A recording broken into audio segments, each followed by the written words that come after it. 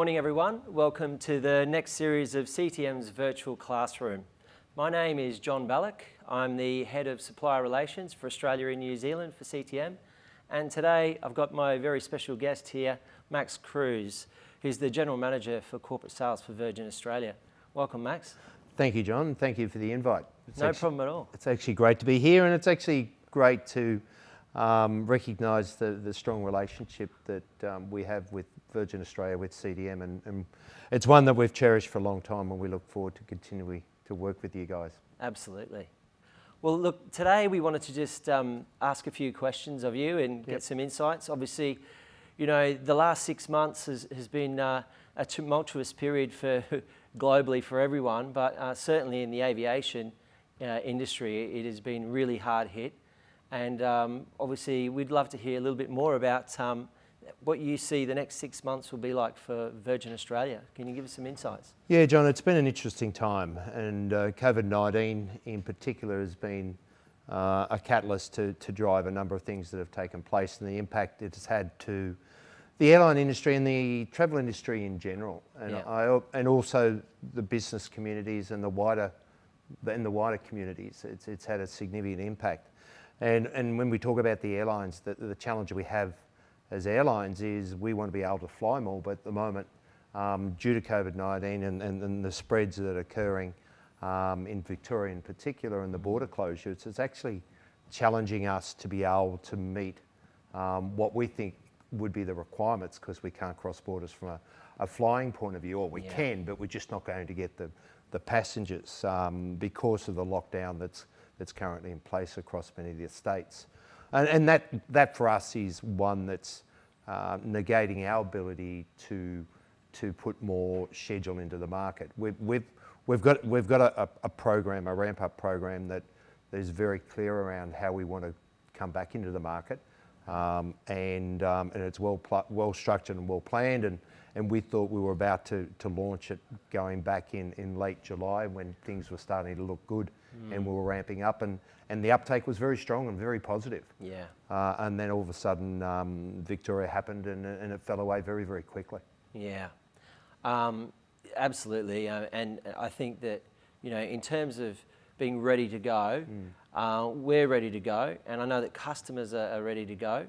One of the questions that they've been asking us is in terms of their refunds and their credits and that kind of thing. Can you give us some insights in terms of, you know, where you think that is with Virgin Australia now? Yeah, so it's been a question that's been posed a lot, John, as you can appreciate, and it's right in the heart of a lot of people's minds. Currently in the process that we, as you know, we're in administration, and hopefully when we get to September and we go to the creditors and get the vote, it's a positive vote, and then we can come out of that. But with that, with Bain as our new owner, there won't be any refunds, but there'll be a travel credit that people can get access to. Yeah. And the wonderful part about that is that the travel credit can be used up until the end of June 2023. Great. And must be booked by the end of July 2022. So they've got plenty of time to utilise that, and hopefully that relieves them of some pressure that may be on them in respect of what do we do with these refunds or with these current tickets that we haven't been able to use. Yeah. Okay. Great. Thank you. Regional travel. Yep. You know, regional travel is a big part of a lot of our customers' travel journeys, and obviously there's been a lot of discussion in terms of your fleet and how that may change and all those kind of things. Can you give us an update upon how that looks for Virgin Australia? Yeah, I can. The good thing about where we're heading to is an airline is that we will have a very strong network coverage, be it across Australia, be it from a national footprint and a regional footprint. But there will be some slight adjustments from a regional point of view, and it's more where the leisure market and the smaller leisure markets have been. Yeah. And we're just working out, you know, if we don't fly there, you know, what coverage do we need to be able to service that market? So I'm unsure, particularly the corporate market in particular. Yeah. They won't see any change in the way our network will operate. Okay. If anything, being able to utilise our 737 fleet far more effectively and far more wider. They're actually going to get a very consistent product. Bigger planes on probably even on routes that they probably haven't seen those bigger planes before, where we've operated the ATRs or other equipment that we've utilised over the period of time. So I think from a footprint point of view, you won't see a lot of change, as I said, and particularly in the corporate market, where I would doubt you'll see any change. Yeah. Okay. And I guess that probably leads into the discussion around Alliance then, because Alliance has always been a key partner for you. Yes. Around that, and Yes. they're still, part of the plan. Alliance. To fulfill that? Yeah, absolutely. Alliance has been a great partner of Virgin Australia for a number of years, and we still have a number of contracts in place with Alliance Airlines today. But we are in discussion with Alliance to understand, what the future looks like. And what our requirements may be, and whether they can assist us in providing us that coverage in areas that we may decide not to fly to in the future, on our as we call it, our own aircraft. Yeah. Okay. So the relationship with Alliance is a long and strong one, and we're looking to extend that beyond this period of time. Great. Okay. So that would suggest then that from a corporate point of view, the strengths of your network in those regional areas will remain as it is. Yes. Would you agree with that? Yeah, we're confident that we'll be able to do that. Yeah. As I mentioned a little bit earlier, what we will be doing, it's more around those leisure markets.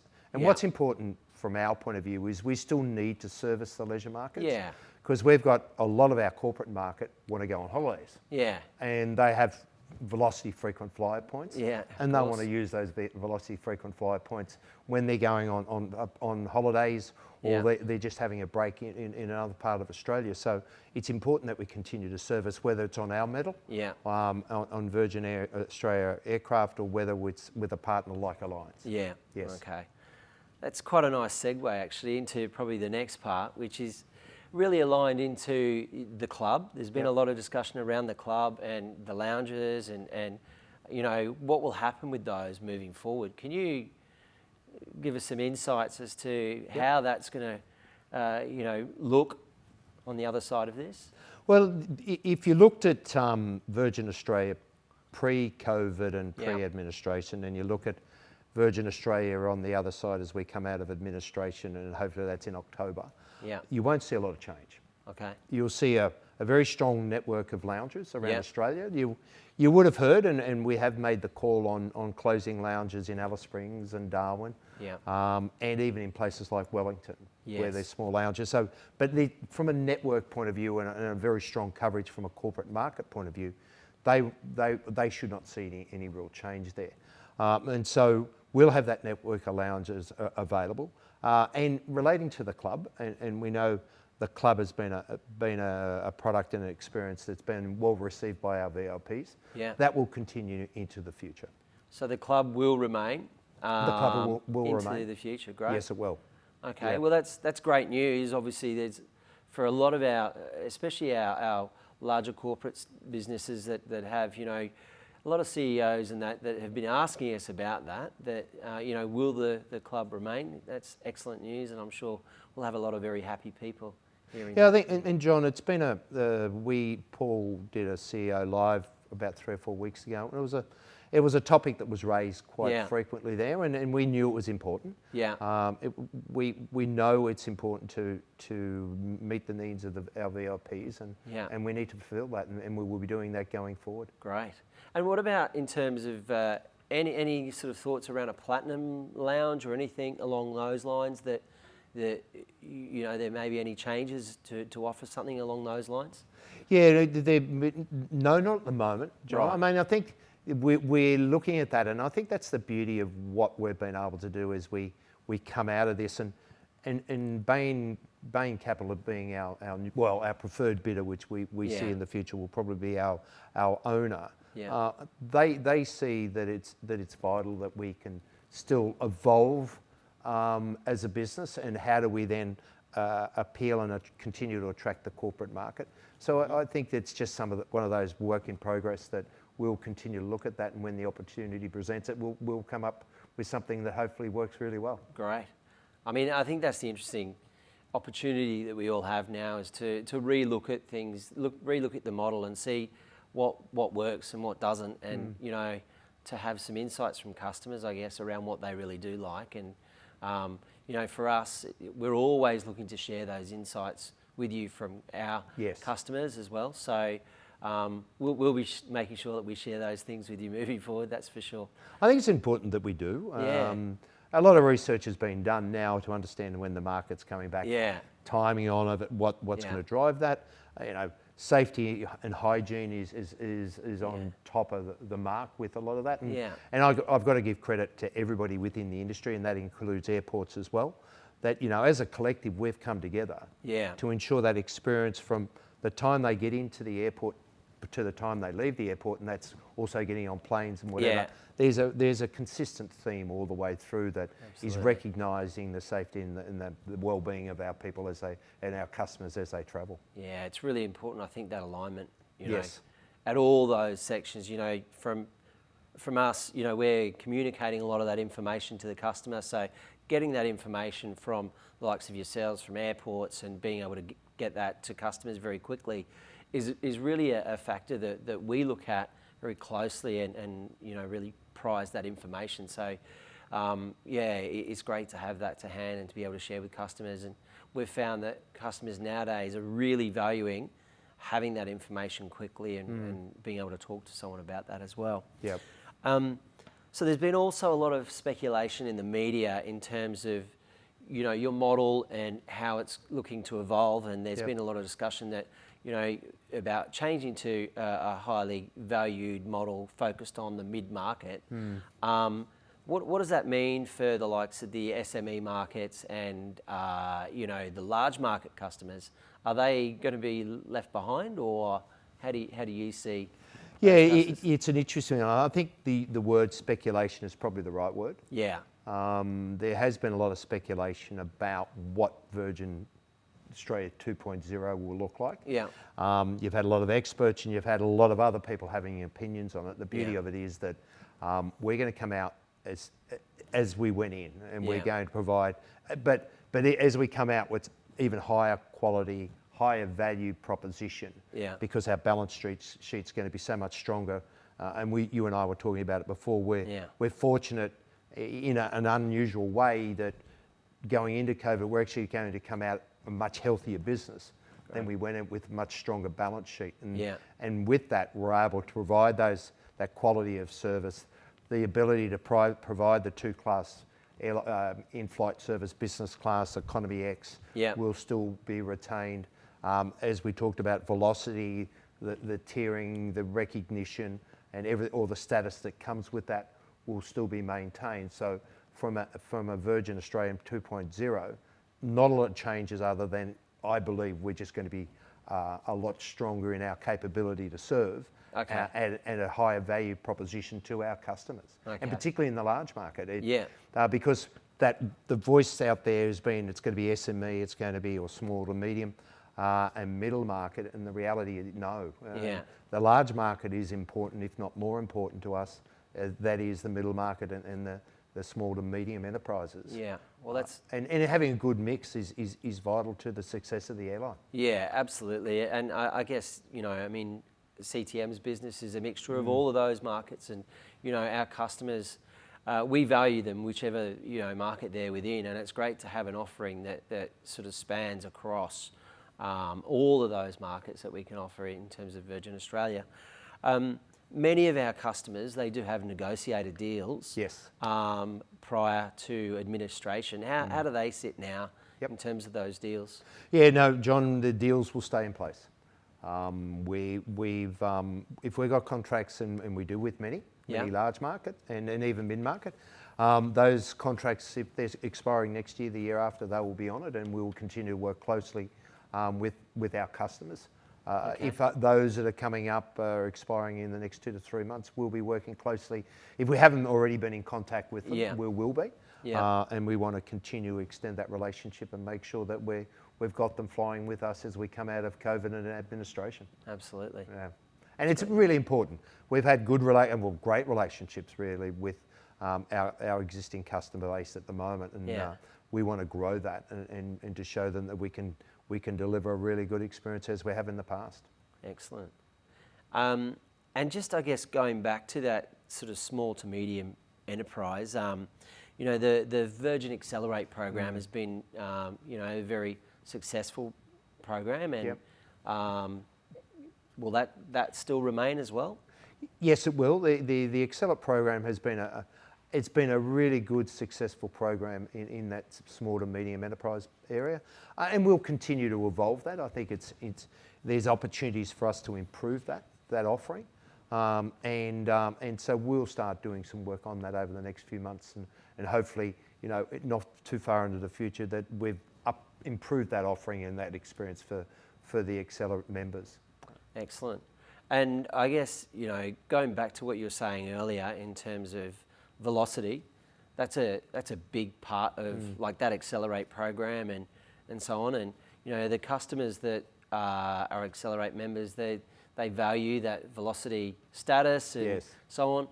The status is what people aren't obviously able to fly right at the moment. Their statuses, they remain? Yes, they do. Yep. So you and I were talking earlier, I've only been with Virgin for a very short period of time, and I'm a platinum member with Velocity, and my membership only came through yesterday, ironically, for the next 12 months. So people who are platinum or gold or silver or red, they will continue to hold that status for a period of time, and we've rolled it out for 12 months. Fantastic. Yep.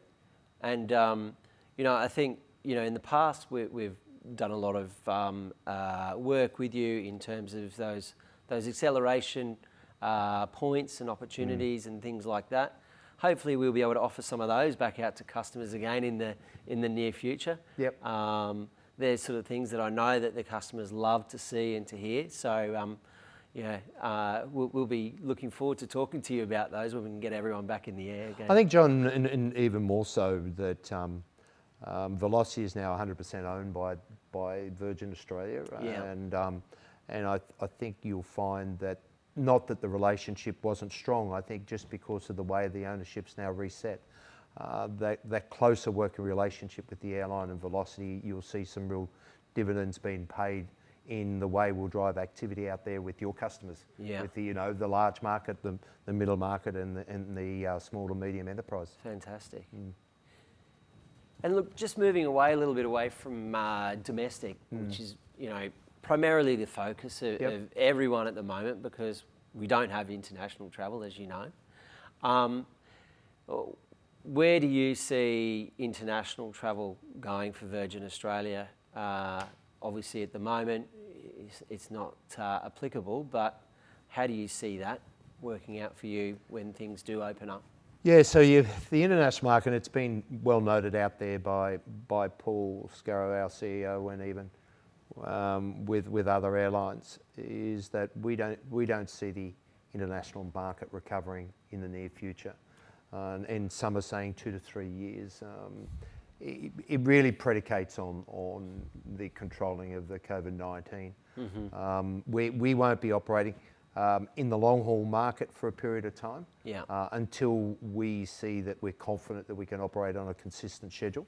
And when we do, and our new owner, Bain Capital, have highlighted that with Paul, that we will be going back into the US, into LA, and we'd be looking to go back into Haneda, even though we didn't get there. Right. If you remember, from Tokyo point of view, it was a new service that was due to start up, and then COVID hit pretty hard. Yeah, absolutely. But no, we'll be looking to that. The other is that we will be servicing the New Zealand market and the Pacific Islands and Bali, as we have in the past. And hopefully in the near future, we'll see that as a bit of a bubble, that we can get into New Zealand and the Pacific Islands in particular, that we can start operating maybe in the next 2 to 3 months. Hard to tell, because we've now had another breakout in New Zealand, and there's things changing there. It's quite dynamic.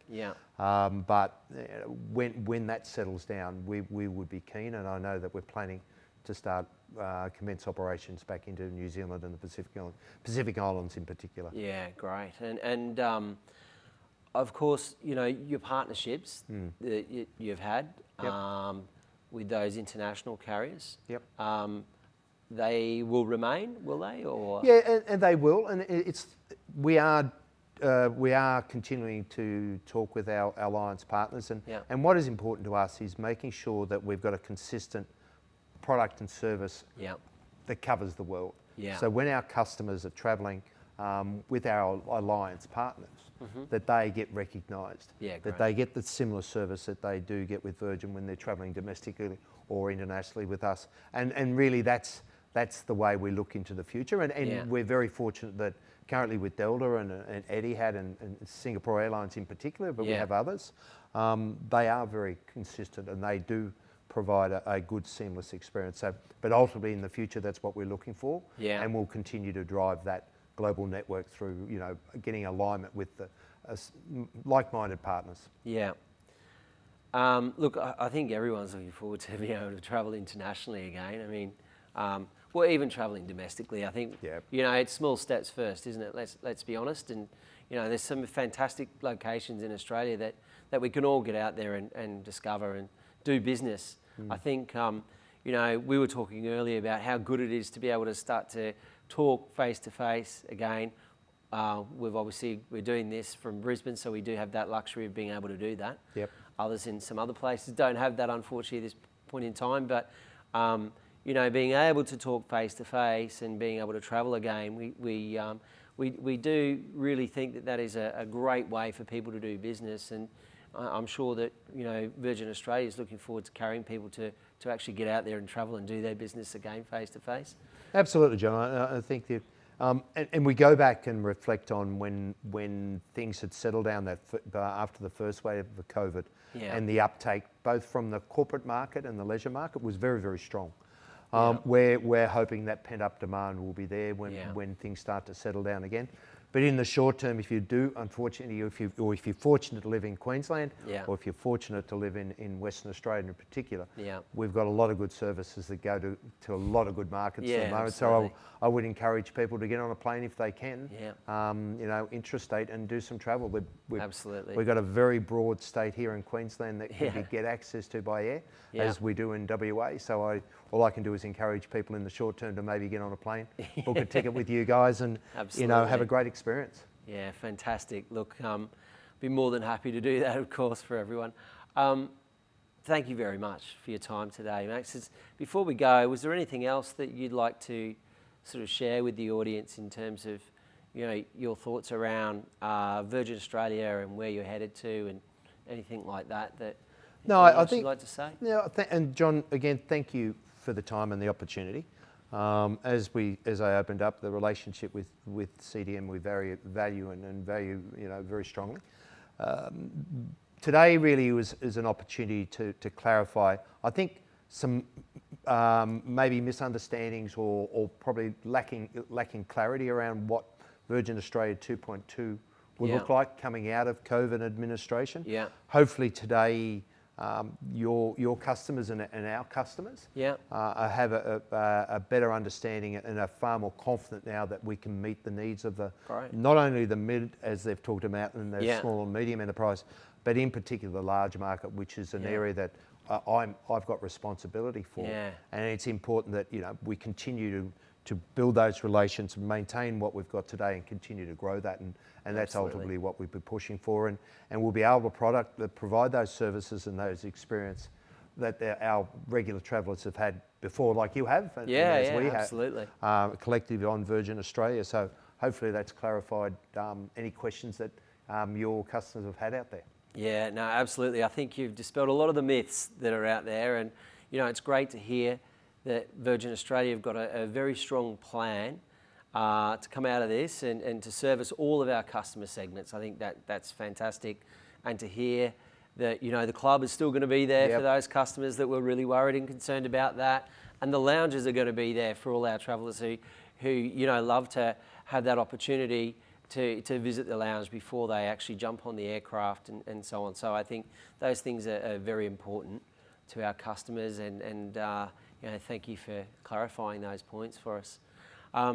Just before we go, I'd just like to thank ETM for organising this today, and also for Scene Change Brisbane for putting this on for us today. So thank you so much, Max, and look forward to catching up with you again soon. Thanks, John. Appreciate the time. Cheers. To all of our CTM and ETM customers, thank you for joining us today. If we were unable to answer some of your questions that you may have had, we'd be more than happy to put those questions to Max at a later stage. Please feel free to reach out to your customer value managers and they'll be able to ask Max those questions for you. I'd also like to say just a quick call out to all of our friends, our clients, our colleagues in Victoria. We're wishing you all the best and thank you for joining us today. We know it's a really tough time for you and we can't wait to get you back in the air again. So hang in there and we'll speak with you and see you all very soon. Thank you very much.